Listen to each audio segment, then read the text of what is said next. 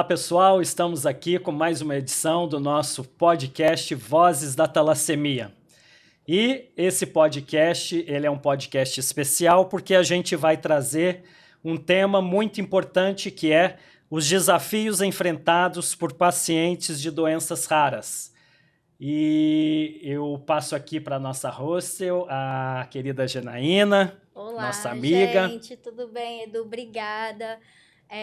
Espero que estejam todos bem. Estamos aqui mais um episódio do nosso podcast, o Vozes da Talassemia, e muito felizes de poder contar com a doutora Carmela e a Sheila. Por favor, Edu, se você quiser apresentá-las. Muito bem.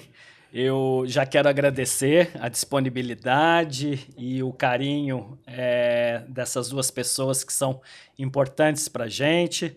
A doutora Carmela, né, que é médica e assessora técnica da coordenação de planejamentos da área técnica de doenças raras e triagem neonatal da SES aqui de São Paulo.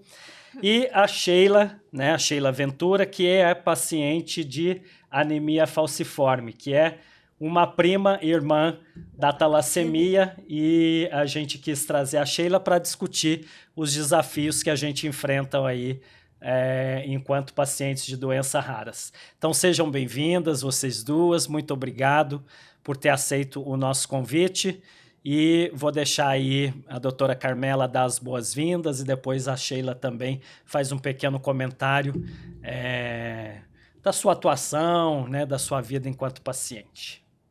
Bom dia a todos. Eu agradeço esta oportunidade dada pela Abrasta.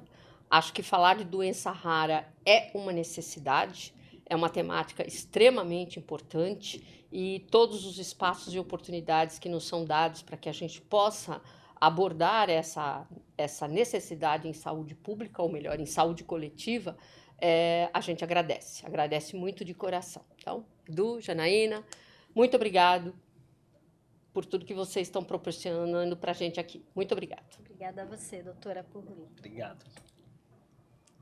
Agradeço pela oportunidade, muito obrigado pelo convite. É sempre bom, né, esses espaços onde a gente pode estar levando informação, principalmente levando a nossa vivência, né, enquanto vivendo com patologia.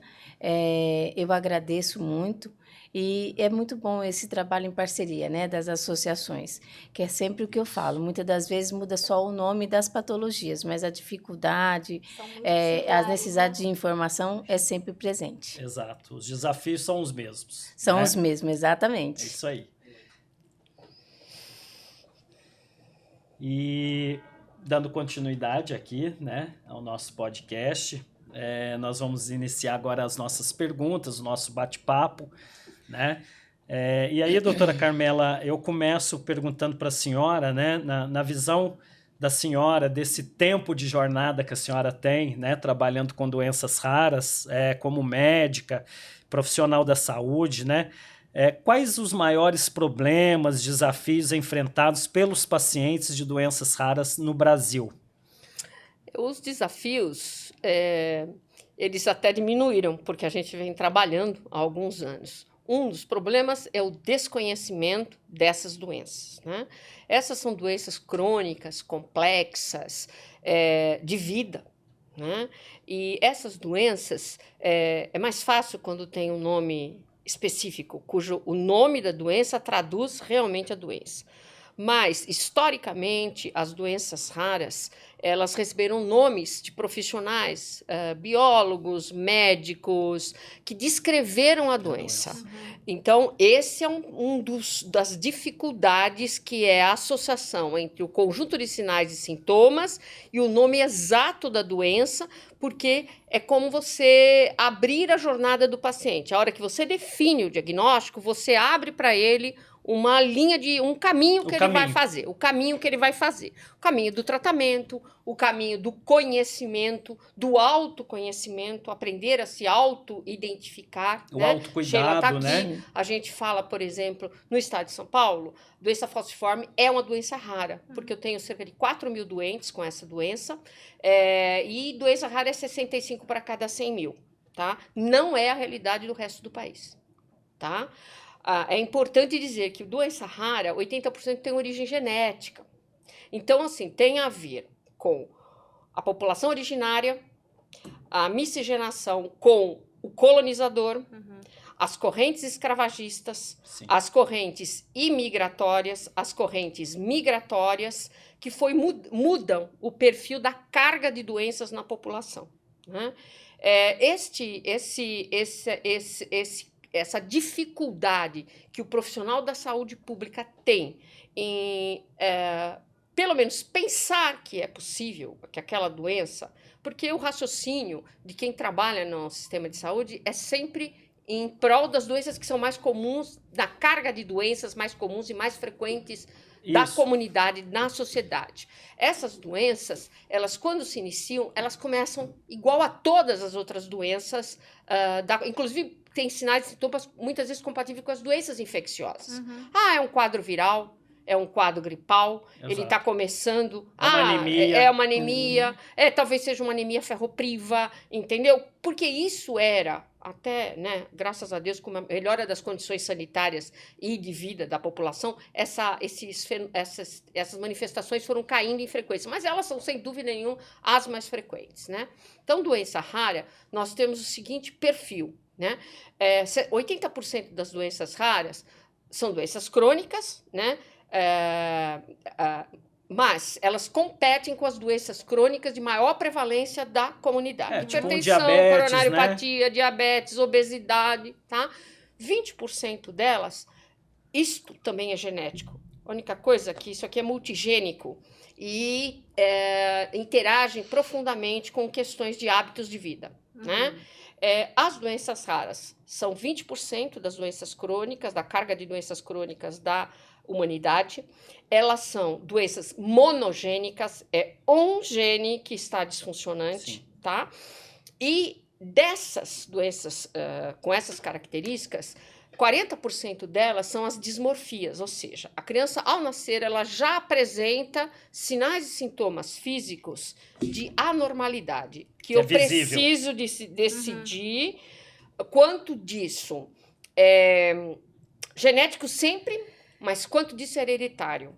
Você está entendendo? Para que a gente possa fazer a amortização do dano da família como um todo. Aconselhamento genético, tá? Então, nem toda doença genética é hereditária. Esse é um ponto, é importante. Só que 60% das doenças raras, as crianças são normais ao nascimento. Elas não apresentam qualquer sinal ou sintoma da doença. Foi o meu caso. Conforme eles crescem, eles se desenvolvem, aí sim. E, primariamente, eles apresentam sinais e sintomas comuns às outras doenças, entendeu? Então, assim, o que você... Essa, eu acho que é o primeiro ponto. Você falou, qual é o diagnóstico correto? A primeira barreira é o diagnóstico correto. Porque com o diagnóstico correto, eu abro as linhas de cuidado. Eu abro as linhas de cuidados, né? Traço prognósticos, traço futuro, traço tudo, né? Esse é o primeiro ponto. O segundo ponto é o conceito do tipo de profissional que nós demandamos para que é a composição de uma rede de centros especializados de atenção. Perfeito. A complexidade está também que não basta ser, como muita gente acha, o médico especialista. Ele tem que ser especialista na doença desta pessoa. Isso. Tá? Porque hoje, com a probabilidade, a possibilidade do tratamento, o diagnóstico precoce, intervenção terapêutica precoce, oportuna e ideal, muda o prognóstico. Diminui morbidade, ou seja, internações hospitalares, complicações sistêmicas, Exato. outras secundárias, e alonga a vida, diminui a mortalidade, prolonga a vida. Então, assim, o desafio, por exemplo, em saúde pública, é a gente ter uma equação em que você coloca todas as variáveis, alinha para que a gente possa ter a solução de atender com qualidade essas pessoas. Eu acho que é isso. Ou seja, existe ainda um gargalo de profissionais para tratar de forma correta todos os tipos de doenças raras no nosso país. Né? Não é possível, porque essas doenças elas são plurais entre si. Isso, né? Isso é importante a senhora falar para o nosso público. É isso, elas são plurais, ou seja, eu tenho poucas pessoas com uma determinada doença. Então, a gente tem um lema, eles são raros, mas eles são muitos. Eles são muitos. São Paulo Isso. tem 2.300.000 pessoas hoje vivas com uma doença rara. Você está É entendendo? muito. É muita gente. Então, Muita assim, gente, né? é muito complexo você alinhar essa equação e arranjar a solução. Você Sim. está entendendo? Então, assim, esse é o nosso trabalho dioturno, né? A resolver essa equação, tá? E porque a gente acredita naquele mote que eu te falei. Se eu fizer o diagnóstico precoce, eu mudo o resultado final, né? E Sem dúvida. acho que o grande é preciso que a humanidade, e aí a humanidade como um todo, que nós não estamos tratando do raro como uma exceção. Todas as terapias de edição gênica que estão surgindo como tratamentos de cura para as doenças raras são para ser usadas em todas as doenças crônicas, deletérias, progressivas e fatais que comprometem os seres humanos. Perfeito. Então, assim, porque alguém fala assim, não, mas você está cuidando... É um pouquinho, imagina, nós temos... Né? O conceito não é esse. Exato. Né? Ou seja, nós todos somos raros, porque cada ser humano é único. É o único. Então, nós somos raros, todos nós somos raros. Exato. E existe um trabalho pela frente que a gente visualiza de que todos tenham acesso, né, a essas novas terapias, né, principalmente a terapia gênica, né, que é a cura para muitas doenças, né, e ainda é uma coisa não real para a gente, né, porque ainda está um pouco distante, mas a gente precisa alcançar. É isso. Né? Não lembrar que, assim, vou falar do Sistema Único de Saúde, porque eu acho que é a maior conquista social do povo brasileiro. Sim. Não há uma conquista tão grande de nós, enquanto Perfeito. povo, do ponto de vista de assistirmos às necessidades da nossa população. Todo mundo deve lembrar que nós temos só 35 anos de existência. Um ponto. Somos muito jovens. Eu tenho um filho de 35 anos. Se você perguntar para mim, ele continua ainda sendo muito jovem, né? Eu acho ele muito jovem. Se alguém falar o contrário, você já viu que não vai ser muito bem aceito. Então, o SUS, ele é muito jovem. Segundo, esse SUS foi criado para dar respostas às demandas sanitárias do século passado. E nós já viramos o milênio. Então, nós temos aqui um gap Brasil, uma diferença Brasil para fazer esse ajustamento. Sim. Em nós atendermos ainda questões infecto-contagiosas que têm uma carga de doença muito grande, as causas externas, os traumas, os acidentes que representam uma carga muito grande. Como paradigma, graças a Deus, a nossa população envelheceu. E quando a população envelhece, a carga de doenças crônicas aumenta. Só que esse sistema não foi criado para atender essa demanda de cronicidade. E nós estamos falando ainda de doenças que a pessoa nasce com ela. Entendeu? Nasce com ela. E nós estamos falando de inclusão.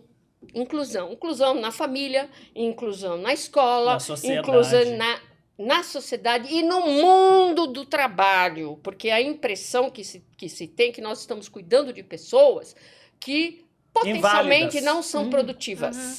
E isso é o grande paradigma a ser quebrado quando você diz quais são as dificuldades. Uma delas é a gente mostrar que cada vez mais nós temos pessoas altamente produtivas, e eu tenho o orgulho da minha porta abrir. Geralmente toma-se o cuidado que eles sabem, os profissionais da secretaria, que eu estou sozinha na sala, e alguém entrar, porque isso arrebenta coração, deixa eu te falar. Doutora Carmela, eu vim aqui para falar uma coisa para a senhora. E eu já estou pensando que ele vai pedir algum favor, né? Claro, óbvio. A gente é pobre de espírito, né? Aí ele fala para mim assim, eu vim falar para a senhora a importância do teste do pezinho. Eu falei, para mim? Eu sou a coordenadora. Ele falou assim, eu tenho uma doença do pezinho. Você sabe, doutora, quando eu nasci e foi descoberto que eu tinha a minha doença, falaram para minha mãe que eu provavelmente não ia andar, que eu não ia falar, que eu não ia estudar, tá? Mas a minha mãe é teimosa, doutora Carmela, que nem uma porta, ela não deu a mínima, tá? Estou eu aqui, doutora Carmela. Funcionário fantástico. Público, concursado, eu sou casado, E eu produzindo. tenho filho, eu cuido da minha mãe, tá? Eu tenho nível universitário, eu pago os meus impostos e eu pago os meus boletos. Então, doutora Carmélia, eu só vim aqui para falar para a senhora que nós somos possíveis. Exato. Nós existimos. E nós não somos uma carga na sociedade. Aqui está o exemplo, né? Sim. Tá? Então, eu acho que quando gente como eu, que começou quando não tinha nada disso, né, toda essa história, ouço uma coisa dessa, eu só posso levantar e abraçar. Exato. Abracei e ainda falei para ele assim, só sabe, doutora Carmela, a minha mãe, ela continua sendo chata e teimosa. Aí ele falou, eu falei, é mesmo?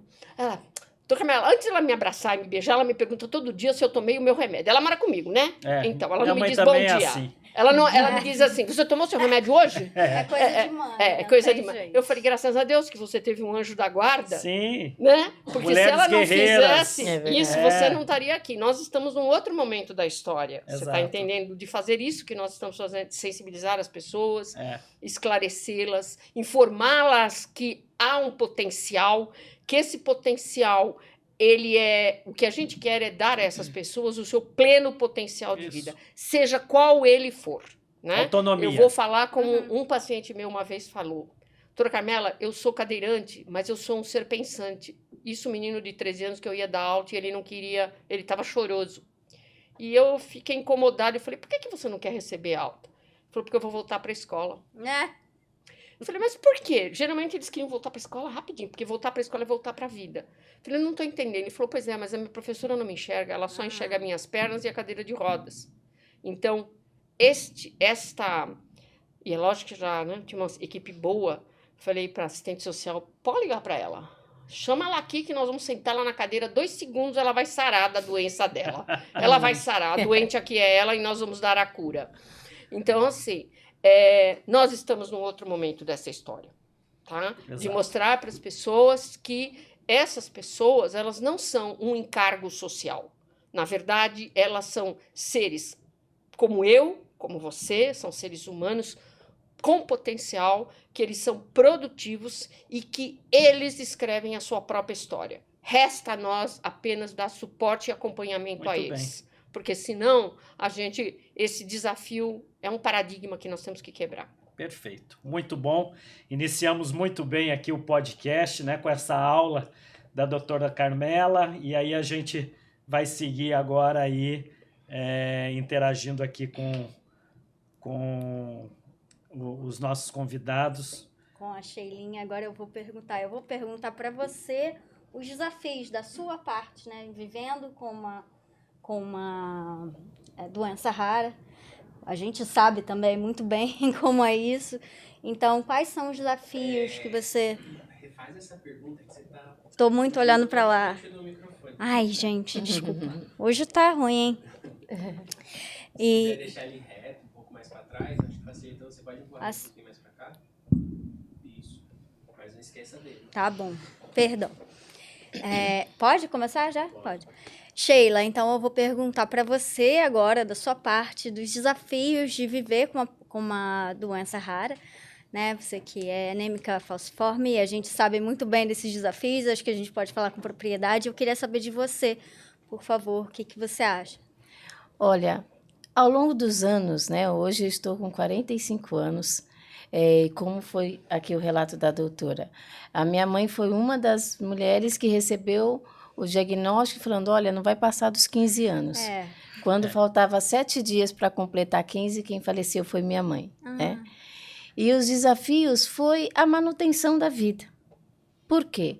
A doença, ela é degenerativa crônica. Então, ao longo do tempo, por mais que eu passe com um hematologista, que ele faça ali toda uma leitura do meu exame, olha, sua HB tá boa, ou não precisa de transfusão. Exatamente. Por mais que eu me hidrate, eu tenho o autocuidado, a doença, a crise, ela vem, ela não avisa as dores. E as dores, elas são limitantes. Então, eu posso ter uma agenda hoje, de repente, naquele dia, acordar com um mal-estar.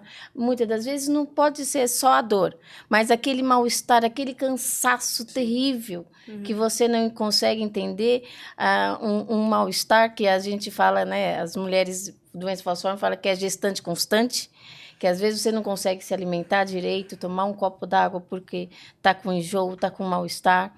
E aí fica aquela coisa, né? Você quer trabalhar, você quer estudar, mas tem os seus limites. Mas ao longo dos tempos, quando a gente começa a aprender sobre a doença, a lidar com os desafios dela, né? Você termina derrubando esses paradigmas, né? Então, por exemplo, por muitos anos na família, você não vai estudar. Para que você vai estudar? Você está doente, você, né? Vai morrer logo. Vai morrer logo, exatamente. É isso. Muitas das vezes a própria família nem investe porque acha que é dinheiro perdido. E não. Eu lembro que quando eu passei no meu vestibular para entrar na faculdade, com 35 anos, que ainda a gente tem essa, né? É tardio, mas a gente vai. O teimoso, né? Eu saí da faculdade, fui direto para Suzano, onde eu morava, e mostrei para o meu pai, olha, vou entrar na faculdade. Que bacana. Né? Porque ele nunca acreditou nem que eu ia terminar os estudos. Porque eu parei de estudar aos 14 anos, voltei a estudar aos 19, depois parei de novo, até chegar à faculdade, né? Então, para mim, aquele desafio de chegar na faculdade foi um sucesso. Foi a melhor vitória da minha vida. E ainda foi 4 anos presencial, e esses 4 anos foi desafiador. Por quê? Foi o ano que eu tive crises, perdi meu pai, perdi minha irmã com a patologia, tive internações e todo mundo assim, você não vai terminar a faculdade.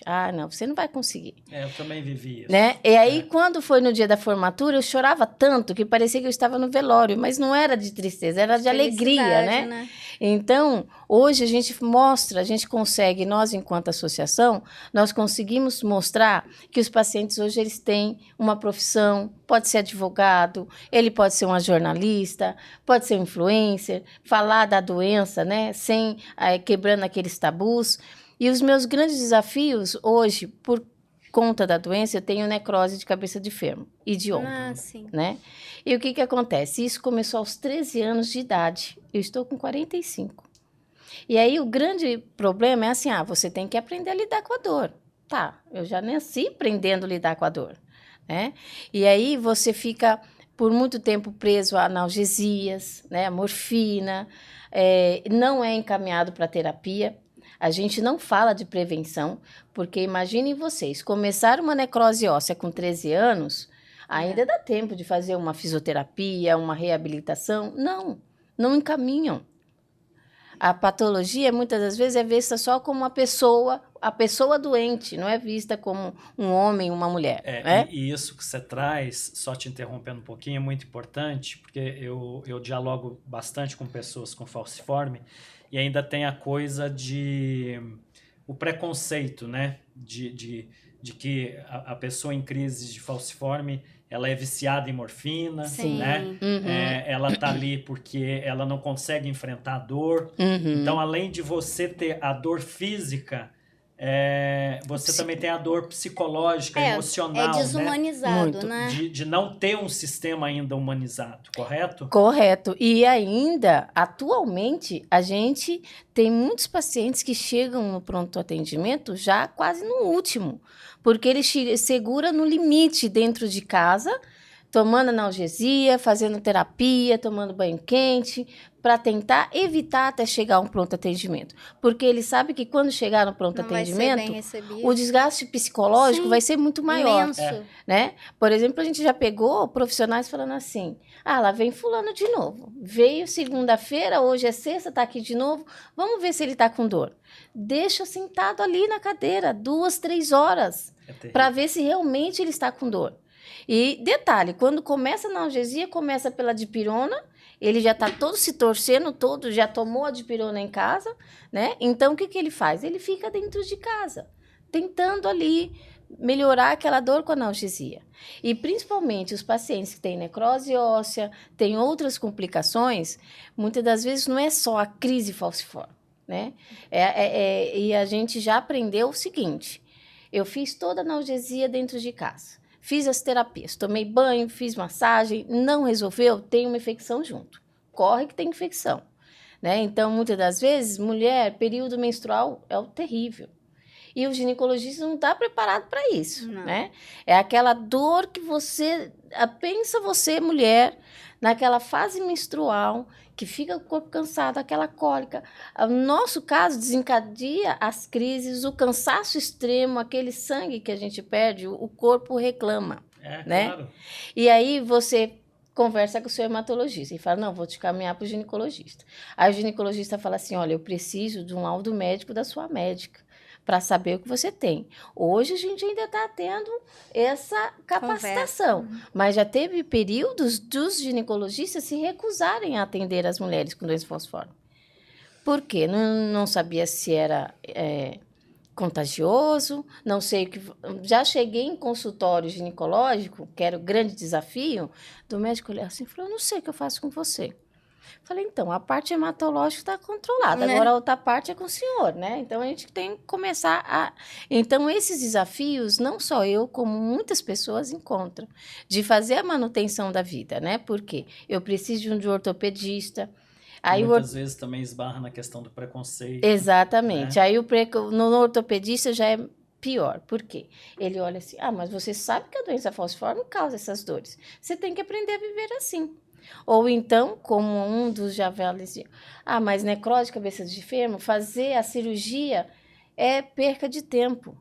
Por quê? Tá assim, tá assado. Só que assim, por que não falaram antes? Vamos fazer uma fisioterapia? Vamos fazer uma reabilitação? Não tem. A frase falar você tem que aprender a conviver com a dor, já não cabe mais. Né? A gente tem que falar da prevenção. Hoje em dia, para pessoas com doenças crônicas, não só falciforme, ter acesso à reabilitação é muito mais difícil, porque nós não somos vistos como deficiente. Sim. Entendeu? É uma questão. É um longo caminho, né? É um longo caminho. Que a gente tem que trilhar, por isso que esse é o intuito também desse podcast, né? A gente buscar humanizar o tratamento, né? Falar diretamente com o profissional, né? Trazer pessoas com expertise como a doutora Carmela para poder a gente tentar, né? Humanizar também, né? O sistema, os profissionais, para que tenha esse tato, né? E principalmente os serviços se conversarem, né? Por exemplo, as informações, muitas das vezes, que a doutora Carmela tem, lá na ponta não tem. Né? Então, muitas das vezes, isso não está acontecendo. Parece que não se conversam os serviços. A gente, por exemplo, o grande desafio da assistência. Você já está com várias comorbidades, já está com necrose óssea, problema visual, problema auditivo, mas não consegue ter acesso ao BPC. Por quê? Não entra como deficiência. Né? O código, o CID da doença falciforme, ele não contempla, nem menos a isenção tarifária. Né? Então, a isenção tarifária, muitas das vezes, não é um benefício para ele passear. A gente costuma dizer que é para fazer a manutenção da vida. Tem paciente falciforme que o quadro é tão complicado que ele vai 2, 3 vezes no mês ou mais ao consultório. Então, se ele já está limitado a trabalhar, se a família, muitas das vezes, também a mãe se dedicou tanto que ela foi mandada embora, né? Como que vai ser se ela não tem o dia? Nós já ouvimos de mães falar assim, olha, Sheila, eu não levei ele na consulta, ou eu comprava a alimentação para ele, ou eu pagava a passagem, né? Então, os serviços têm que se conversar. Exatamente. E a gente vê muito disso, né? De pessoas que não dão seguimento ao tratamento pela questão financeira, né? A dificuldade de deslocamento para o seu centro de tratamento. Mas a gente tem que ter a esperança e a expertise de que as coisas estão mudando. Através disso aqui, que é a comunicação, faz as vidas serem transformadas. Exatamente. Né? É o que a gente conversava aqui anteriormente, da doutora Carmela contando dos desafios, né, de como foi para chegar até agora. E aí eu volto a bola para a doutora Carmela e perguntando para a senhora, doutora Carmela, como que a falta de conhecimento, né, sobre doenças raras no sistema de saúde afeta o tratamento e o suporte aos pacientes? Eu ia aproveitar e falar do teste do pezinho, porque se tem uma coisa que muda a realidade de pessoas com doença falciforme, da geração da Sheila, e desculpe, dos meus, né? Ou seja, São Paulo tem um programa de triagem neonatal que contempla a doença falciforme desde 92, 93, tá? Em 2001 ele entra, a doença falciforme e as outras hemoglobinopatias, elas entram no Programa Nacional de Triagem Neonatal, tá? E nós temos duas populações diferentes hoje vivas no estado de São Paulo. E a Sheila, que me permita, quando eles estão juntos, eles são identificáveis, tá? Se eu já fui em evento em que a Sheila, ao lado dela, tem alguém mais jovem, que é produto dessa nova política pública, a diferença é patente. Os meus são mais altos, os meus são mais articulados, os meus... E desculpa eu chamá-lo de meus. É porque eles fazem parte da minha história de vida. Claro, né? Com certeza. E eu acredito que quando você tem compromisso, quando você tem apego a uma Amor. determinada população, né? Eu lembro quando eu deixei a minha instituição, 3 dos meus meninos com doença falciforme foram me esperar porque eu saí de bate-pronto. Eles abraçaram as minhas pernas e disseram para mim uma frase que eu nunca mais vou esquecer. Onde a senhora for, só não esquece de nós, né? Falei, nunca que eu vou esquecer de vocês. Eu tenho um compromisso de vida com vocês. Então, assim, os meus, eles estão em melhores condições clínicas, porque tudo isso que a Sheila está falando de linha de cuidado, isso está operativo, tá? A gente tem um grupo de hematologistas que está a gente tem uma rede de assistência. Eles fazem parte do grupo de assessores da Secretaria de Estado da Saúde. Isso é uma via de 2 mãos, para a gente poder conversar e eles conversarem conosco, tá? Ou seja, você tem razão, nós estamos evoluindo, né? E nessa evolução, eu não tenho dúvida que os meus centros especializados de referência conseguem trabalhar dentro do centro numa conversa linear com os outros especialistas. Porque eu vou te falar, por exemplo, da fala do oftalmologista para a avaliação de comprometimento ocular na doença falciforme. Carmela, eu vejo um caso cada 40 anos. Né? Não existe um protocolo da Sociedade Brasileira de Oftalmologia para... Então, esse é um grande paradigma. Dentro dos centros, o colega consegue uma interlocução. Ele liga para o cara e fala, olha, fulana tem tal doença, ela tem... O seguinte é comprometimento ocular, é isso que você tem que buscar. Tá? Nós temos dificuldade ainda com protocolos de tratamento, né? Porque, por exemplo, como que eu faço? Eu uso fotocoagulação a laser, por exemplo, para tratar retinopatia, mas eu posso tratar a retinopatia da doença falciforme com a mesma metodologia de tratamento? Se eu não tenho nada, nenhuma informação, eu vou fazer alguma coisa empírica? Empirismo não existe mais em saúde. Exato. O que existe é medicina baseada em evidências, tá? Então vamos ser claros, é uma ferramenta que diz que tal procedimento ele traz um desfecho favorável num percentual significante para aquela população de doentes. É isso. Essa coisa, a grande dificuldade, e aí vou falar do... Quando em 92, 93 nós iniciamos, a Sheila sabe disso, a gente iniciou um forte programa de aconselhamento genético. Sim. Ok? Em números absolutos, o estado da União que tem mais afrodescendentes é o estado de São Paulo. Tá? Não estou criando, basta se informar se você vai saber. Então, o que nós fizemos com as famílias? Tá? É orientá-las. Agora, eu falei no começo que a gente está montando um trabalho em que a gente vai discutir, né, dentro daquele programa daquele edital de pesquisa para política pública, nós envolvemos um núcleo que é o núcleo de reprodução humana chamado Mário Covas, que está dentro do HC, para que a gente possa discutir com as famílias, porque a decisão é de fórum íntimo e pessoal, ter um filho biológico, tá? Não adianta você falar, mas tem tanta criança abandonada, por que ele, em vez de ter um filho biológico, correndo o risco de ter uma doença grave, deletéria, fatal, progressiva, degenerativa, por que ele opta por correr esse risco? Por que ele não adota? Isso não é da nossa alçada. A nossa proposta é compartilhar conhecimento. Perfeito. a decisão de como você vai ter a sua prole, se você a terá, né? Eu digo que hoje em dia, filho é uma escolha consciente. É consciente. Eu escolho ter um filho. Correto. Esse discurso do ele dá trabalho, ele custa caro. Bom, amigo, você decidiu ter um filho. Você arca com o ônus desse modelo de cuidado e criação de um novo ser humano. Tá certo? Partindo desse pressuposto, essas perguntas que você vai... Como que resolve essa questão? Então, assim, o que acontece em São Paulo? Como os doentes falciformes diminuíram, como a talassemia, diminuiu vertiginosamente a quantidade, porque você veio fazendo um trabalho preventivo. Sim. Respeitando a tomada de decisão individual desse casal, dessa família, dessa mulher, tá? Não é uma coisa que é pega de surpresa, né? Como minha mãe foi pega. Né? Exato. Nós estamos num outro momento. Vou falar uma coisa aqui que a secretaria vai me matar, mas tudo bem. Mata, amanhã eles matam.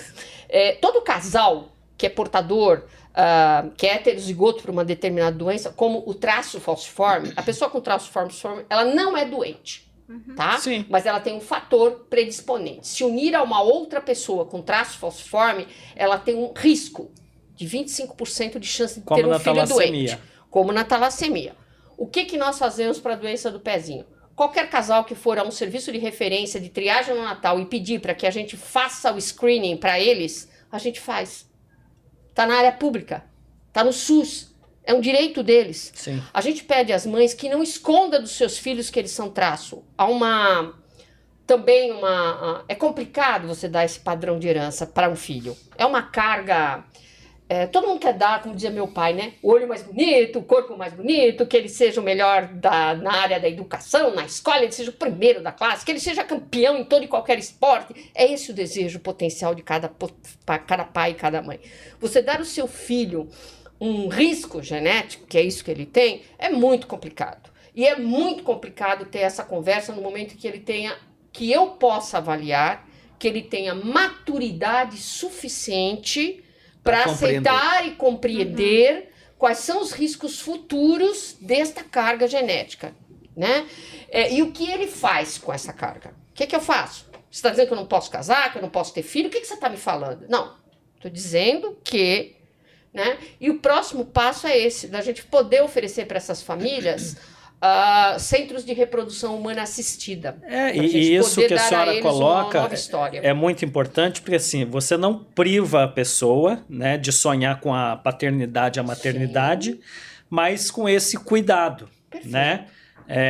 Você veja, hoje nós temos pacientes com talassemia major que são pais e mães, sim, né? Exato. E os filhos possuem o traço. Sim. E são pessoas saudáveis. Perfeito, né? É isso mesmo. Mas tem esse aconselhamento genético, precisa, né? Preciso. Isso é necessário.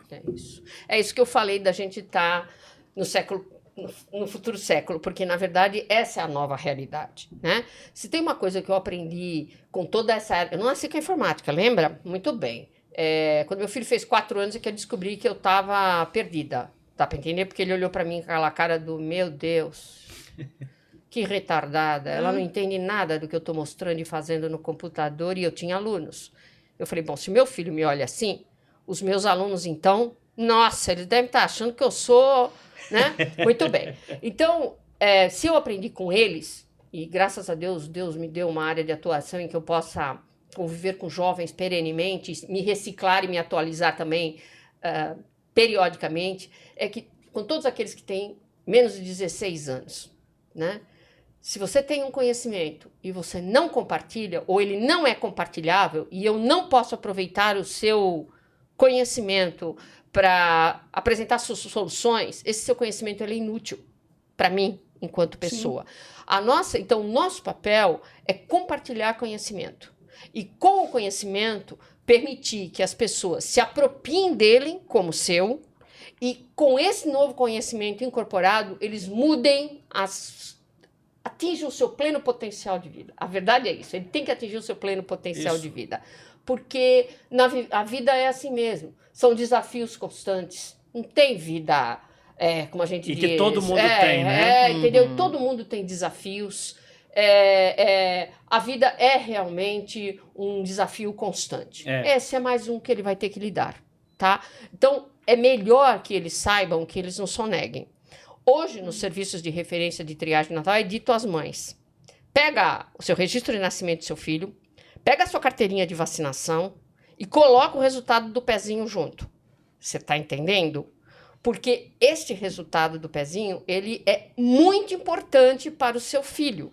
Porque os profissionais, ao lerem o resultado, tomam decisões de tratamento que são importantes para o seu filho, né?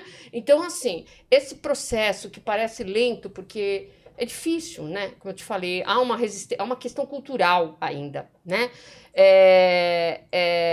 Ele já está sendo feito. Então, a nossa perspectiva de futuro é isso mesmo, né? Eu puxei a sardinha para o pezinho e comecei falando por ele, porque no mundo todo, o maior programa de genética existente na maioria dos países do mundo é a triagem neonatal, tá? Porque com esse resultado que a gente contempla bebês na fase pré-sintomática das doenças, eu chego antes que a doença, é um clássico hoje em dia, né?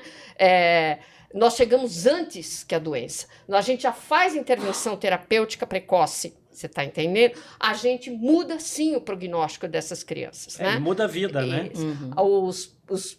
Como a triagem natal tem busca ativa, são um conjunto de profissionais que fazem a captação dos doentes para que a gente possa fazer toda essa linha de cuidado em relação à assistência a eles, né? Elas são famosas porque elas dizem assim. A primeira vez que eu ouvi isso foi até, de novo, uma grande emoção. Eu fui no João Clemente, que é o nosso principal serviço de referência de triagem neonatal, e as profissionais, um call center, elas estão todas sentadas, porque dioturnamente elas conversam, né? E elas conversam direto com as famílias, tá? Para fazer essa captação, né? Eu cheguei lá, nós já estávamos trabalhando, mas tudo online, tudo. Elas nunca tinham visto ao vivo e a cores, tá? Elas falaram para mim assim: doutora Camila, já tem que ir lá conversar com as meninas da busca ativa, porque elas estão loucas para conhecer a senhora pessoalmente. Tudo bem, vamos lá. Cheguei lá e elas tinham ensaiado, evidentemente que elas tinham ensaiado o soco no estômago. Aí levanta um e fala assim: doutora Camila, essas crianças todas que nós temos aqui na triagem natal, elas têm mãe, né? E eu falei: nossa, eu rezo em Deus que tem, afinal de contas são todos recém-nascidos. Ela falou: pois é. Aqui, sabe, doutora Carmela, às vezes é um trabalho repetitivo, monótono, dioturno, não é um trabalho fácil, né? Às vezes a moral da tropa cai. Então, sabe o que a gente fala? Bora escrever a nova história de vida dos meninos. Porque as mulheres os colocam no mundo, mas quem escreve a nova história de vida somos nós. Então, não desanima aí não, mulher. Levanta porque ele está esperando por você. Então, assim, eu digo que foi um soco no estômago, porque é isso. A triagem neonatal escreve dioturnamente novas histórias de vida. Sim. E permite que essas pessoas tenham um novo potencial. E aí a gente vê a importância do papel do Estado, né? Em informar cidadão, né? Exatamente. Mesmo tendo uma condição diferenciada, né, do restante da população, mas quando o Estado está presente nessas situações, a gente modifica vidas. Com né? certeza. E isso é muito importante. Com e aí certeza. eu já entro numa outra pergunta para a senhora, porque assim, a gente sabe que o Brasil ele é muito grande, né? São muitos Brasis dentro do Brasil e a desigualdade social ela é tremenda ainda no nosso país, né? E aí, como que essa assistência, né? Como que essa desigualdade social de o Nordeste para o Sudeste, né? Como que isso afeta diretamente a vida de quem tem uma doença rara, né? Porque assim, nós não temos ainda uma política uniforme. Veja, eu vou dar um exemplo claro aqui. O PCDT para quelação de ferro, né?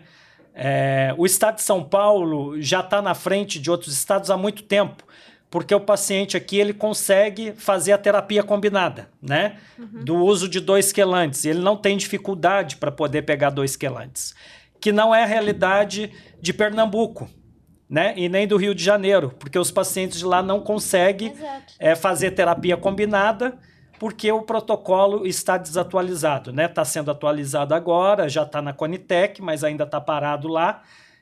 Mas São Paulo já saiu na frente. Então, ou seja, os pacientes aqui já fazem a terapia combinada, já têm acesso a essa tecnologia. E pacientes de outras regiões do Brasil, pena, porque não consegue fazer a terapia combinada. Esse é um exemplo, né? Para a senhora discorrer como que essa desigualdade social, né, afeta a vida da pessoa que convive e vive com uma doença rara.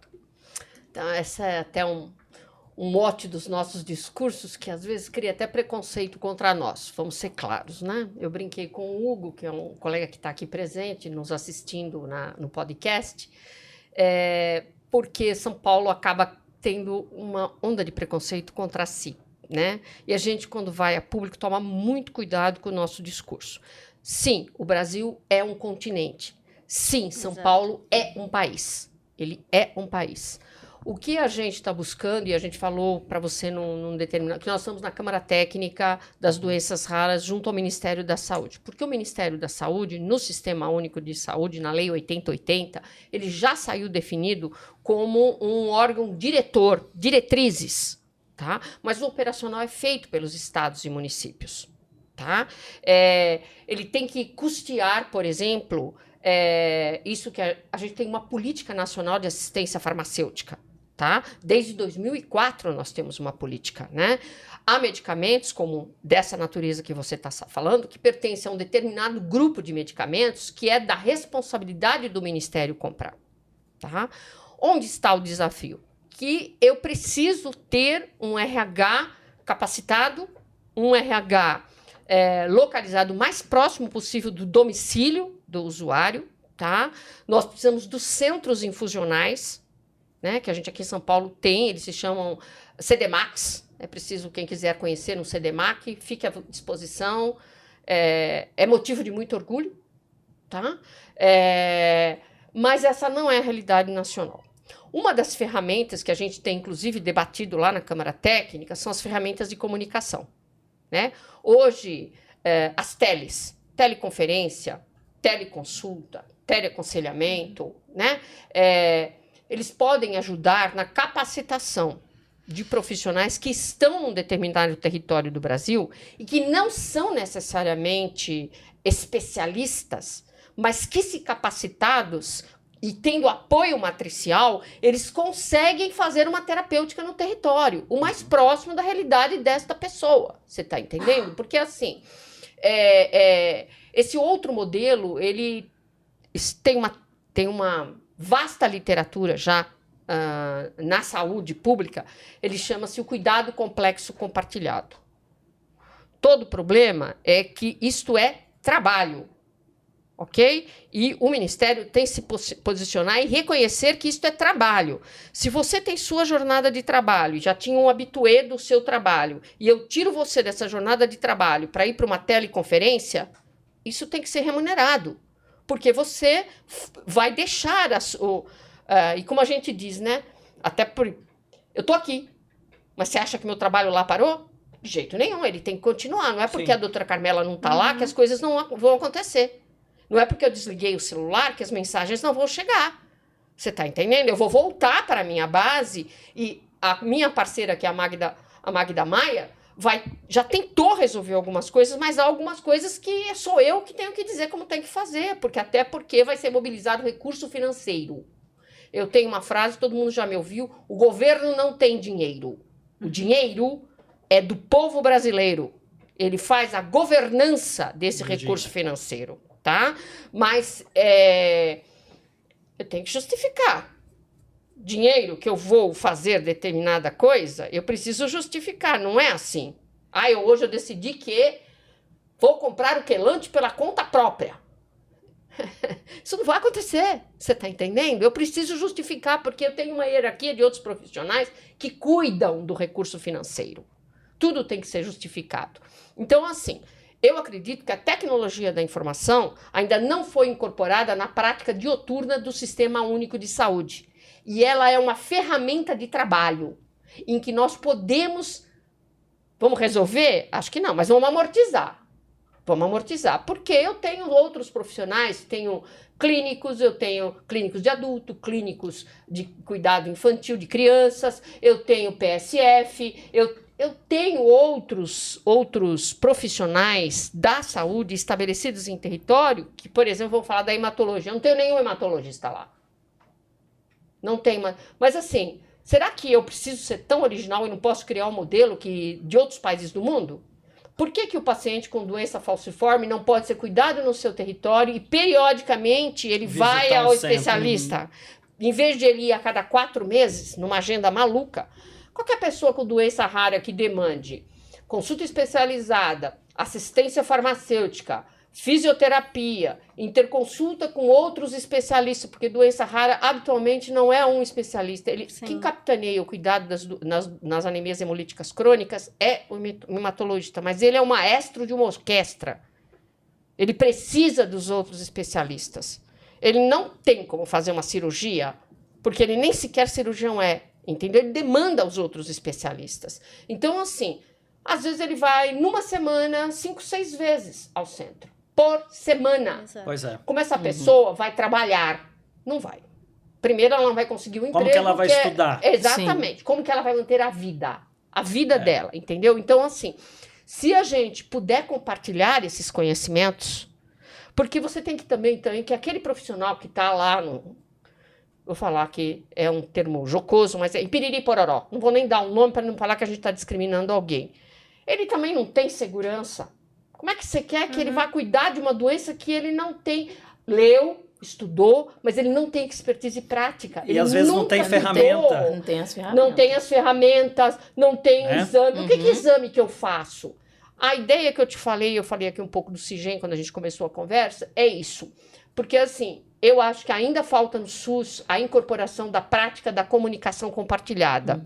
Eu concordo. A criação do cuidado do complexo compartilhado, que é um modelo implantado com uma vasta literatura e com desfechos já avaliados para a medicina baseada em evidências, que eu falei que a ferramenta é essa, e a incorporação no trabalho das pessoas da rotina do uso das ferramentas de comunicação. Tá? Sim. E não considerar que este profissional que não está lá no ambulatório tocando ficha, como que ele então está vagabundeando. Ele não está vagabundeando, ele só está fazendo um outro modelo de trabalho. Um modelo de trabalho que este século demanda. Este século demanda que a gente possa fazer isso. E que ele, inclusive, tenha ferramentas de avaliação da qualidade do trabalho prestado lá na ponta. Ele diz, olha, fulano consegue. Então, ele fará. Sim. Tá? Então, olha, você tem que tomar o seu medicamento, por exemplo, a cada 15 dias. Existem protocolos de doenças raras em que o paciente tem que tomar o remédio com uma determinada frequência. E é vitalício, tu não pode esquecer disso. Os tratamentos são vitalícios. Sim. Então, assim, ele consegue. Então, por que eu não posso compartilhar com esse cidadão essa alternativa? É uma alternativa, gente. E doutora Carmela, a intenção nossa do podcast também é debater essas ideias, né, e trazer encaminhamentos. Então, nós temos hoje no nosso país o Sistema Único de Saúde, né? Nós temos o CONAS, o CONASEMS, né? Nós temos a senhora que está numa Câmara Técnica do Ministério da Saúde por doenças raras, né? O segmento de doenças raras. E eu acho que falta realmente essa interlocução, né? E não pode haver mais, a gente não pode permitir mais que aconteça essas desigualdades no nosso país. Sim. Né? Então, os cases de sucesso que tem aqui em São Paulo, ou que seja no Rio de Janeiro, a gente tem que unificar isso, né? E sentar numa mesa, né, junto com o Ministério da Saúde, os secretários estaduais, municipais, e falar, olha, isso aqui deu certo, né? Então, a terapia combinada, né, é um exemplo clássico de que ela é eficiente 100% para aquela ação de ferro. Ponto, né? Isso já está padronizado, enfim. Então, isso tem que ser uniforme para todo mundo, né? Sim. Seja aqui em São Paulo, seja lá. Então, nós precisamos conversar mais, né? E falar da pesquisa.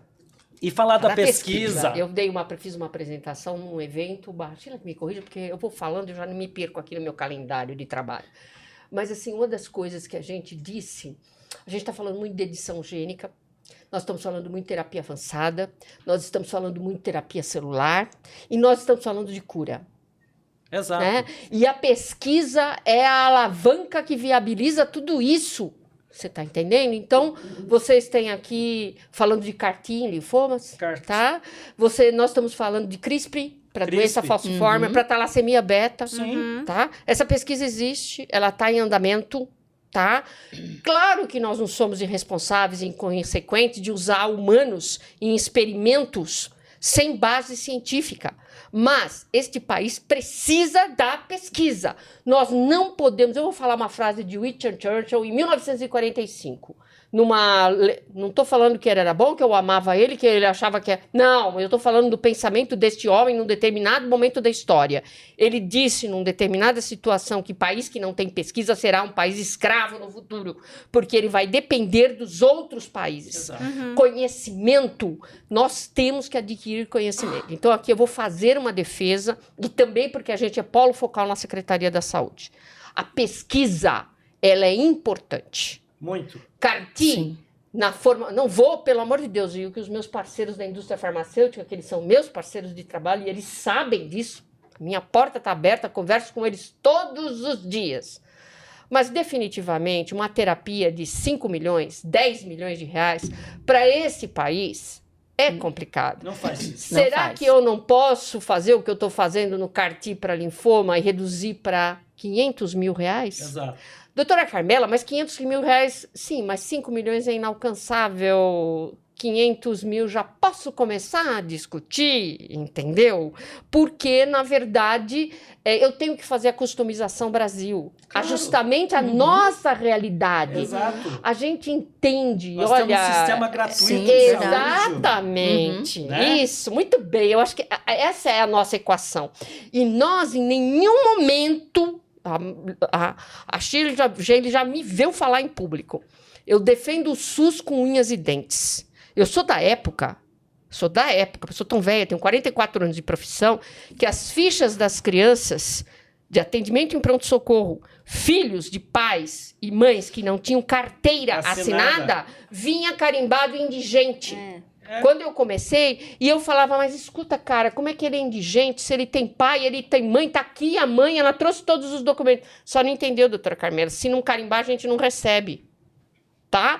Porque na época não era assim, só tinha direito à previdência quem tinha... Salário, Sim. carteira assinada. Você faça uma análise, o que seria de nós se nós não tivéssemos uma assistência, um sistema como o nosso, em Nossa, que a gente uau. tem, né, entendeu? O impacto Eu seria acho que a maior. Covid, ela trouxe uma grande lição, né? E eu acho que foi universal. Claro. Todos os brasileiros, mesmo que paga convênio médico, Sim. top de linha, a fichinha Igualou dele todo caiu. mundo. Igualou. Trouxe todo mundo. Se não fossem os nossos profissionais correrem o risco de vida e morte que eles correram dioturnamente durante essa pandemia, nós não teríamos perdido 700 mil. Talvez o dobro, não sei, não tenho bolinha de cristal, né? Mas assim, eles deram um testemunho. Exato. Do que eles são capazes de se mobilizar, do que eles são capazes de enfrentar. E enfrentar tudo. Governo federal, estadual, enfrentou tudo. Foi para frente e falou... Negacionismo. Sim. Negacionismo, tudo que vocês ouviram, eles enfrentaram. Muitos perderam sua vida, né? Muitos perderam familiares e tiveram que assistir os seus familiares morrendo na sua frente, com muita dor no coração, tá? Mas eles levantaram. Exato. Desculpe a minha emoção, porque assim, eu sou testemunha dessa história. Sim. E eu acho que assim, se nós somos capazes de enfrentar as crises com a mesma honradez e dignidade que nós fizemos na pandemia, nós somos capazes de cuidar de todos os narrados. E não me importa qual é o preço do remédio. Eu não quero saber quanto é o preço do remédio. A Leila sabe, eu participo de todas as consultas públicas. Eu vou lá no ministério, eu reclamo mesmo. Porque, custa não sei quanto, como é que vamos fazer? Vamos fazer. Não é para todos, há critérios de inclusão, critérios de exclusão. Mas para aqueles que isso é possível, que pode realmente trazer para eles a cura, por que é que nós não vamos fazer o PERTA? E não importa, em doença rara a gente não trabalha com quantidade, a gente trabalha com qualidade. Qualidade. Então, assim... Ah, mas é só para meia dúzia de pessoas. Eu sou pediatra, cara. Eu não tô nem aí que você me diga que eles são 1 ou são 6. Para mim, É uma eles são vida. seres É uma humanos, vida. eles são humanos e eu quero que eles cresçam e preencham o seu pleno potencial de vida. Desculpem, é que às vezes pessoas, o meu sangue ferve e eu assim, eu só entendo as vidas assim, com muita emoção, porque essa é para mim parecer uma geladeira que nunca expressa nenhum sentimento, então eu estou na função errada. Vocês vão me ver em vários momentos, com muito sentimento, com muita emoção, com lágrimas nos olhos, com o coração batendo, porque eu estou viva. E enquanto viva, eu sinto. E eu tenho que expressar, mesmo quando eu expresso a minha frustração de não conseguir fazer tudo o que eu tenho que fazer. Mas acreditem em mim. E desculpe, não sou eu a doutora Carmela. Há uma legião de profissionais na saúde pública como eu, que abre a porta indignado, que abre a porta e grita: doutora Carmela, não compraram o remédio.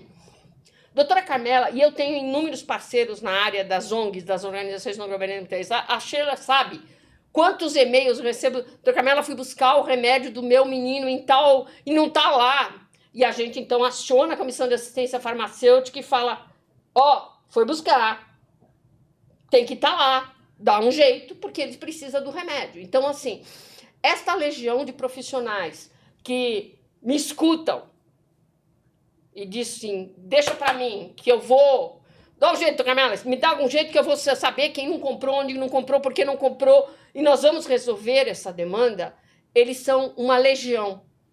E isso é que nos importa, que essas pessoas, elas têm um compromisso com o trabalho, com a qualidade do trabalho que elas fazem, mesmo que elas não tenham a total governança de atender. Porque não depende só dela, há uma rede de outros profissionais. Quem compra, quanto importa, importação, nós temos muito remédio importado, o Brasil não tem uma indústria farmacêutica, né? caríssimos, entendeu? A gente depende de recursos financeiros, né? Então, assim, o que é importante, e eu tenho muito orgulho de representá-los. Eu, a Carmela, tenho muito orgulho, porque tenho plena consciência que ninguém faz nada sozinho. Dá para entender? E que doença rara é uma construção coletiva. É uma construção que envolve as ONGs, que envolve a academia, com todos os pesquisadores e todos os que fazem assistência direta à população, o governo, o Estado com letra maiúscula e a indústria farmacêutica. Não podemos negar que as ciências farmacêuticas, mas sabe, eles querem porque é caro, porque é dinheiro. Deixa eu te falar, o Adorável Mundo Novo chegou. Eu não posso negar essa evolução. Eu não posso jogar contra só porque os caras têm interesse econômico. A gente tem que saber como lidar com essa realidade. Não é negando a realidade que nós vamos, de novo, a Terra não é plana. Dá para entender? E nós não temos força para destruir uma evolução que já vai para mais de 40 anos. Eu nego isso? É mesmo? Eu faço de conta que isso não aconteceu? Então os meus não podem, porque eles são brasileiros? Eu vou dizer uma frase que eu digo todo dia na secretaria. Nós somos cidadãos do primeiro mundo. Não importa que nos digam. Aqui ninguém tem a síndrome do cachorro vira-lata. Não chuta, porque se chutar vai levar também. Dá para entender? Então, assim, me permitam esse momento de fala. Eu sei que é forte, que parece dramático, mas escuta. A vida, ela é assim. Tá? Não é porque eu sou boazinha que as coisas não vão acontecer. E nós, de boazinhos, de bonzinhos, não temos nada. Deixa eu te falar. Toda essa legião de profissionais, eles só querem que isso aconteça. E tem mais. São Paulo é sim. E aí eu tenho que me preparar para os anticorpos e o preconceito. São Paulo é uma locomotiva nesse país. Tem aqueles que dizem que São Paulo faz, os outros farão também. Tem esse. E tem aqueles que dizem, vocês acham que podem resolver tudo. O que eu digo para essas pessoas é que nós tentamos. E o nosso plano é criar modelos. Modelos que sejam factíveis, reproduzíveis e alcançáveis ao resto da população brasileira. E que a gente diz sim. Se nós pudermos ajudar a eles, nós dizemos sim. Eu faço isso diuturnamente. Até crianças, eu vou contar aqui, também sem melodrama, hein? Pelo amor de Deus. Nós ajudamos crianças que são brasileiras e que estão fora do país. Nós temos uma criança com doença falciforme, que foi nos trazido, quem nos trouxe via mensagem, foi um policial militar, cuja família está no Japão. Tá? Foi lá trabalhar, porque não conseguia trabalhar, conseguiu. Enfim, fizeram um processo e esta criança nasceu no Japão. Só que ela tem doença falciforme. Vocês acham que os japoneses entendem alguma coisa de uma doença que não tem nenhuma incidência e prevalência no país deles? Sabe o que nós fizemos? Nós assessoramos. Eu só não pude mandar os remédios. Mas eles compraram os remédios que a gente mandou. A gente não manda nada, a gente pede. A gente pediu e eles compraram. Essa menina está sendo assistida. Ela, num primeiro momento, não saía da unidade hospitalar. Vivia internada, ela já estava com 1 ano e 8 meses. Tá? A partir do momento que eu arranjei um hematologista que falasse japonês, que já é foi uma tourada, tá? E ele prestou assistência via telemedicina ao médico lá do Japão que está cuidando dessa menina. Nós mudamos essa história, tá? São dessas pequenas histórias, desses pequenos cases que são exemplo do que a gente pode fazer para ajudar. Muito tá? bem. Então, eu só queria falar isso para vocês porque parece que isso é místico, é mágico, é meio infantil. Não é. É produto de trabalho sério. É isso que é. Obrigada. Muito bem, doutora Carmela. Eu já pedi para a produção deixar uns lencinhos aqui, porque todo podcast a gente tem esse momento de emoção e que nos emociona também. Claro que sim. Né? Porque a gente passa um filme na nossa cabeça, enquanto portador de doenças raras, né? De como que isso era real, né? Minha mãe conseguiu dar continuidade no meu tratamento na época, porque ela era professora, né? Então, ela tinha acesso, mas muitos perderam a sua vida porque eram tratados como indigentes, né? Com certeza. Então, para você que nos assiste, que não conhece a história do Sistema Único de Saúde, eu convido vocês a conhecerem, né? Com todos os seus desafios, né? Gargalos, problemas, como a doutora Carmela colocou, um motivo de orgulho para todos nós, né? E é de emocionar a sua fala, porque a gente vê a luta dessas pessoas que lidam com pessoas como nós, raros, né? Que é uma luta constante, diária, né? De enfrentar o sistema, Exato. de enfrentar os gargalos, os desafios, porque acredita no ser humano, né? E obrigado por acreditar, né? O acreditar de vocês frutificaram em nossas vidas, e nós estamos aqui hoje, né? E passando esse momento de emoção, né, que a gente sempre tem aqui, eu volto para a Sheila para falar, Sheila, como que você tem encontrado apoio e informações sobre a sua condição, né? E como que isso impacta também na sua vida? Olha, hoje a gente tem encontrado apoio justamente nos parceiros, né? Pessoas vivendo com doença falciforme que cada vez mais vêm se informando, porque, como bem falo aqui, nós temos que ser protagonistas da nossa história. Exato. Né? Muitas das vezes, antigamente, a gente entregava o tratamento na mão do profissional e o que ele disse era a lei. Né? Só que a gente viu o impacto depois, ou uma sequela, ou um medicamento errado. Hoje, não. Hoje eu posso chegar e falar, não, eu não posso tomar essa medicação porque eu tenho alergia, porque me dá reação. E isso tem ajudado muito. Né? E outra coisa, a questão da aceitação da patologia. Né? A doutora falou da questão dos jovens. Só que, como diz um diretor meu, hoje nós estamos envelhecendo, nós somos os jovens que deu certo. Né? Eu perdi 5 irmãos, como ela relatou aqui, numa época que a minha mãe não tinha condições, não teve diagnóstico, foram 5 irmãos, 5 crianças que morreram sem diagnóstico, e eu só tive a oportunidade de ter o tratamento, estou aqui hoje, porque na época que fui diagnosticado, meu pai era metalúrgico. Então, eu e minha irmã tivemos condições, só fizemos tratamento porque ele era metalúrgico e o hospital de referência aceitava, né?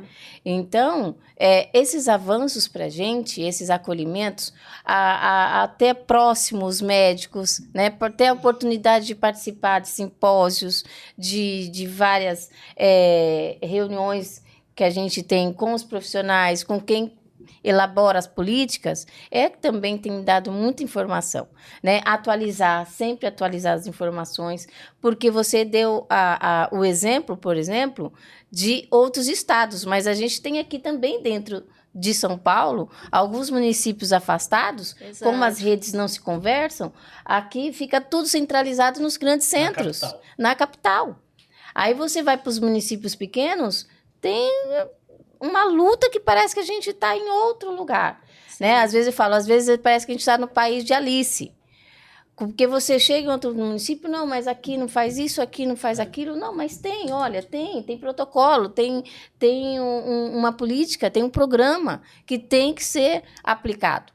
Então, nós estamos na era da inteligência artificial. Os serviços precisam começar a usar, melhorar a comunicação, sabe? Porque muitas das vezes as políticas ficam presas na mão de gestor.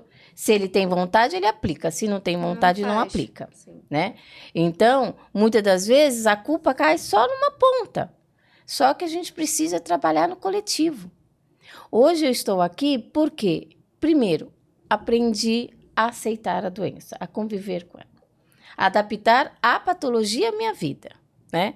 Igual eu falo, eu não sou a doente. Eu sou a pessoa vivendo com doença falciforme, eu sou Sheila Ventura Pereira, sou assistente social, tenho um filho de 19 anos e lutei muito para estar aqui, né? Brigando com médicos, falando, olha, esse medicamento eu não posso tomar, e ainda ouvindo aquela frase que a doutora sabe que muito tempo havia.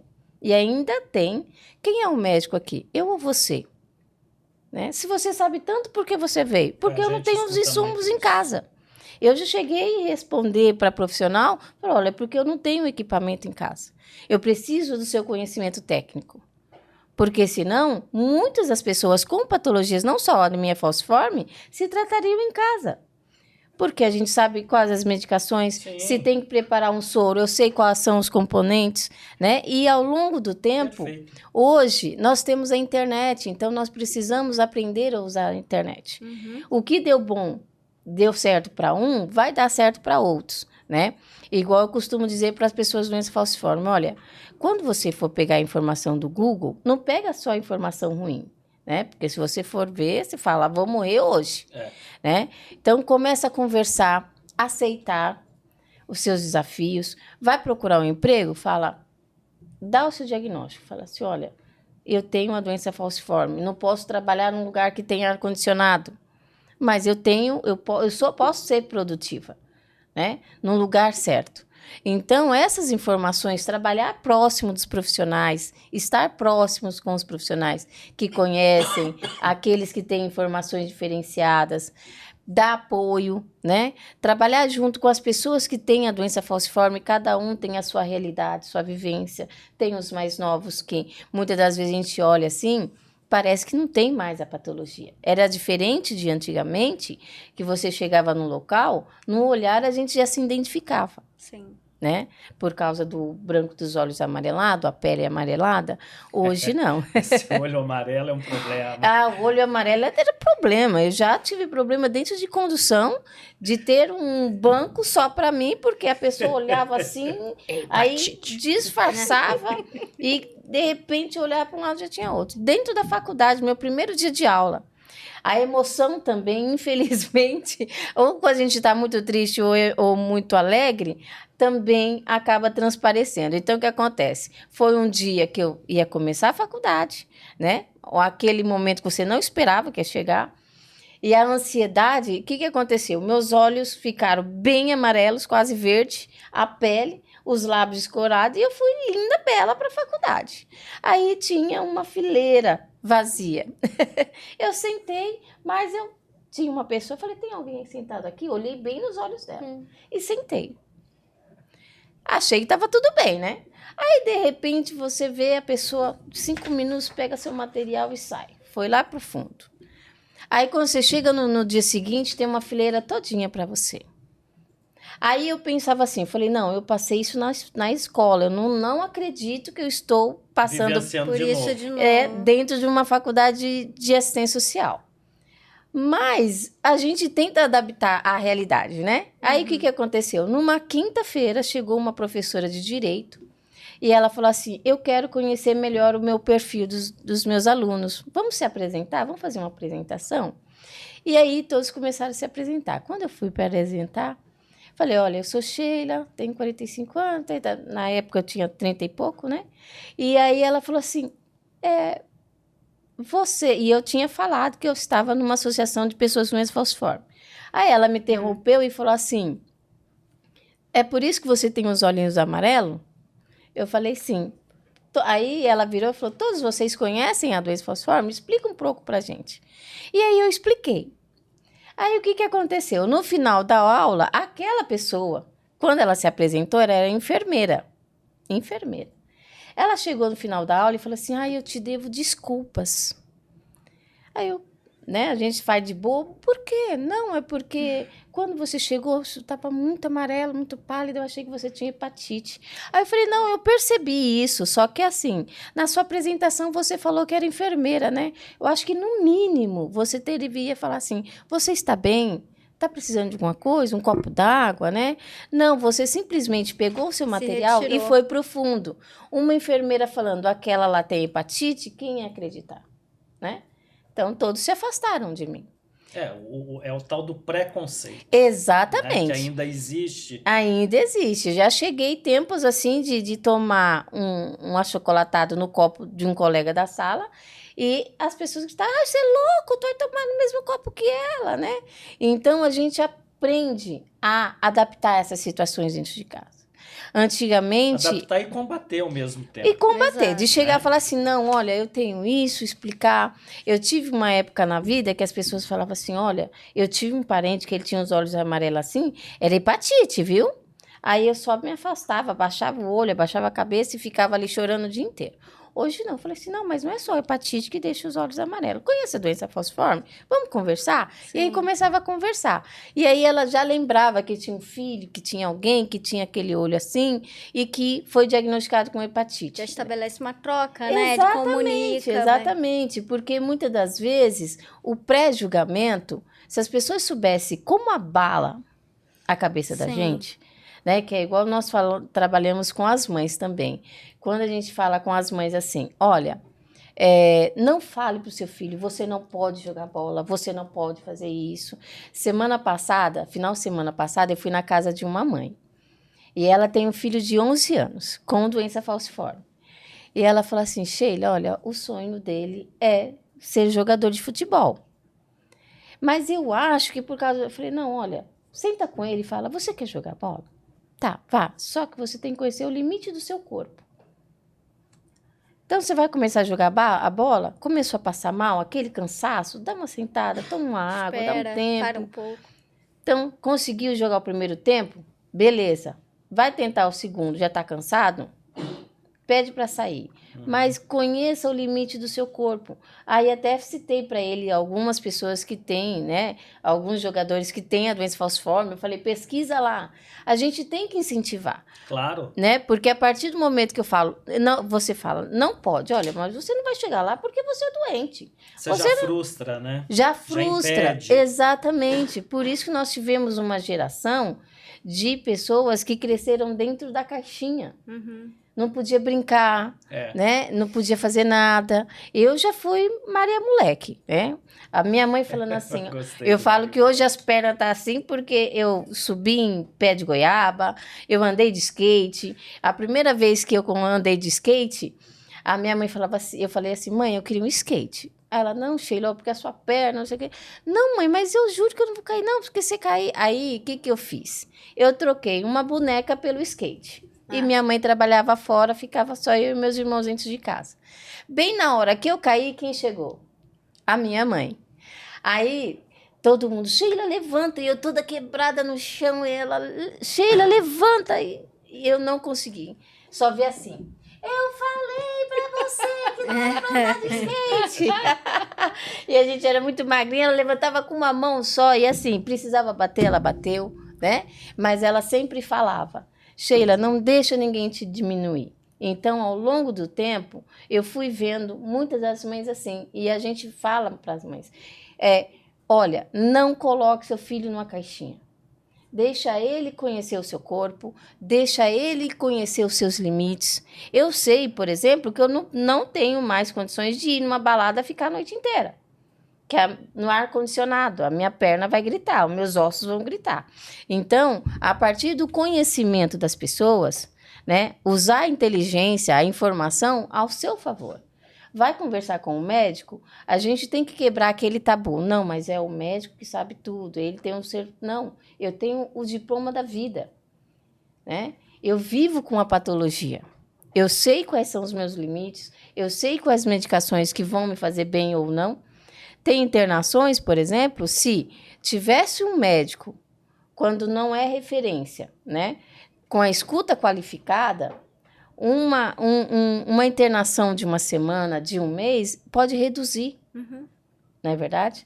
Então, a informação, estar próximo de profissionais de saúde, a própria associação, né? Eu me aceitei mesmo a partir depois dos 20 anos, quando eu entrei numa associação. Sim. E tinham outras pessoas com a mesma patologia que eu. Mesma vivência, Exatamente, né? e com outra realidade, né? Por exemplo, eu já tinha parado de estudar, a gente tinha várias complicações.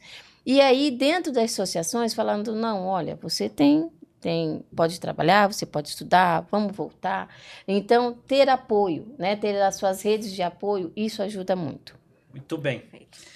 Bom, pessoal, a gente avançou aqui, né, no nosso podcast, também, né, com pessoas especiais nessa edição, não poderia ser diferente, né? Teria mais algumas perguntas, mas a duração do nosso podcast é de 1 hora, né? E nós já estouramos esse tempo. E eu vou passar para a doutora Carmela fazer as suas considerações finais, né? E mais uma vez agradecer por essa brilhante participação, tanto da Sheila como da doutora Carmela. A intenção é exatamente essa do nosso podcast, essa troca de informação, né? A gente entende que a união de esforços entre nós que somos raros é muito importante, né? Esse diálogo com o governo, aqui representado pela doutora Carmela, é de suma importância para que a gente possa avançar nas discussões e nos avanços de tecnologias, de tratamento, né? Então, doutora Carmela, por favor, fique à vontade para a senhora fazer as suas considerações. Eu só quero agradecer, mais uma vez, pela oportunidade, pelo espaço, pelo tempo, para a gente poder reproduzir as nossas ideias, né? Dizer que doença rara é uma construção coletiva, que rede social ela é importante. Esses grupos formados, por exemplo, do WhatsApp, em que as pessoas trocam informações, onde você conseguiu isso, como que você conseguiu o emprego, como que... É fundamental, não é para usar de todas as inovações humanas, a gente tem sempre que tentar aproveitar, não é negando que elas existem, né? As redes sociais, elas existem. Eu tenho que saber usar o melhor do que elas podem oferecer para mim. Essa questão do autocuidado é para todos os seres humanos, né? Quem tem uma doença dessa natureza, talvez tenha uma demanda maior desse se autoconhecer, conhece-se a ti mesmo, identifique o que está acontecendo, dimensione, se capitalize de conhecimento do que eu posso fazer por mim enquanto pessoas, inclusive ajudar os meus pares a melhorar, a ter uma melhor qualidade de vida, uma melhor... É fundamental que a gente se organize. E informação não é só fake news. E eu tenho que separar o joio do trigo. Eu tenho que saber o que é bom de qualidade. E saber deste bom com qualidade, o que eu aproveito para mim e para os meus pares. E eu só quero mais uma vez falar muito obrigado. Obrigado, porque são desses espaços que a gente vai, aos poucos, informando a todos, não só os portadores ou doentes raros, mas a toda a sociedade sobre a importância daquilo que nós estamos fazendo. De novo, nós não estamos cuidando de uma parcela pequena da população. Na verdade, como dizia Maimônides, um médico pensador, quando eu cuido de um homem, eu cuido da humanidade. Então, todo o conhecimento que as doenças raras estão trazendo não é só para as pessoas com doenças raras. Todas as terapias avançadas que nós estamos trazendo para a doença rara não é só para a doença rara. Essas terapias, esses tratamentos, eles muito em breve serão usados em outras doenças, até mesmo nas doenças mais comuns da humanidade. Então, negar o avanço, negar o que nós temos hoje e, particularmente, parar, né? Diz que quem trabalha com doença rara usa muitos termos belicistas. A luta continua. Sim, a luta pela vida, a vida de todos nós, ela continua, porque assim é desde que o ser humano chegou neste mundo. E assim vamos continuar a viver. Lutar por todos, para que todos atinjam o seu pleno potencial de vida. Muito obrigado. Perfeito, doutora. Muito obrigada pela sua presença. Sheila, por favor, suas considerações. Muito obrigada também por vir. Olha, eu que agradeço por essa oportunidade e aproveito para fazer um convite a todas as pessoas que vivem com a patologia, independente qual, seja ela rara, crônica, venha nos unir. Quanto mais força, né, nós tivermos, quanto mais conhecimento tivermos da nossa patologia, nós vamos conseguir trazer toda essa realidade, todo esse benefício. Seja protagonista da sua história. Exato. Né? Por muito tempo, nós deixamos outras pessoas falarem por nós. Mas só quem vive com a dor, quem vive com a limitação é que sabe. Então, seja protagonista da sua própria história. Vá conhecer seus direitos, vá conhecer os protocolos que tem, vá conhecer as associações, grupos, mas comece a compartilhar a sua experiência de vida, que a minha realidade pode ser diferente da sua, de outros que têm a doença, pode ser diferente da Eduardo, mas você tem que vir e falar para nós o que falta, onde nós podemos caminhar, né? Caminhar juntos somos mais fortes. Muito obrigada. Muito bem, Sheila, é isso mesmo. Então, para você aí que nos assiste, né, no nosso podcast Vozes da Talassemia, Vozes da Talassemia, mas também com o intuito de dar voz a todas as pessoas que vivem com uma condição de doença rara no nosso país. Isso que a Sheila falou é importante, né, dessa união. Então procure as associações, você que convive, né, com uma doença rara, você profissional que não domina bem ainda determinados tipos de doença, busque conhecimento, né, busque ajuda via governo, né, através da doutora Carmela, através das associações de pacientes, porque quando a gente busca conhecimento, a gente se eleva no nosso patamar e a gente passa a cuidar do outro com mais carinho, com mais dignidade, né? Doença crônica, o nome já diz, né? É crônica, então você vai conviver com essa doença por muitos e muitos anos. Eu digo isso muito no centro de tratamento, né? Eu não vou vir aqui uma vez ou outra, eu vou estar aqui a cada 15 dias, né? Exato. Então, vocês têm que fazer da forma que eu me sinta melhor, né? Então, isso é muito importante, o empoderamento, né, do paciente. Nós vamos trazer isso aqui também nas próximas edições, da importância do empoderamento do paciente. E eu queria mais uma vez agradecer esse momento que foi inspirador, emocionante, né? Porque a gente conseguiu colocar aqui atores importantes, né? Nessa luta que a doutora Carmela disse que é realmente uma luta diária, constante, né? Da gente se reafirmar, da gente falar dos nossos direitos, né? Da gente levantar a nossa voz, buscando por dignidade, por qualidade de vida, né? Isso é muito importante, né? Esse empoderamento. E então, mais uma vez, obrigado, né? Estamos juntos sempre para que a gente possa construir o que há de melhor no mundo para todos os pacientes de doenças raras no nosso país, né? E eu queria deixar uma inspiração nessa manhã, que é o livro da Merula, né? Que foi a fundadora da Abrale, que esteve à frente aí da Abrasta por muitos anos, né? Coragem está no sangue, que é um livro inspirador. Então você pode adquirir através dos nossos canais de comunicação, da nossa lojinha virtual. Além de ajudar, né, a associação a se manter, você vai ter aí na sua casa uma inspiração para a vida. Não só para questão de doenças, mas uma história de vida.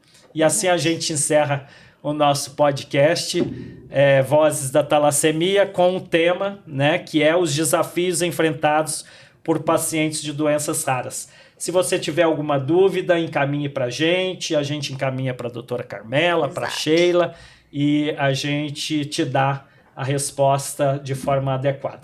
Um forte abraço para todo mundo, até a nossa próxima edição. Até, gente. Curta, compartilhe, se inscreva no canal da Abrasta para vocês sempre terem conteúdo de qualidade sobre as condições que a gente vive, né? Como hoje veio de anemia falciforme, talassemia, etc. Muito bem.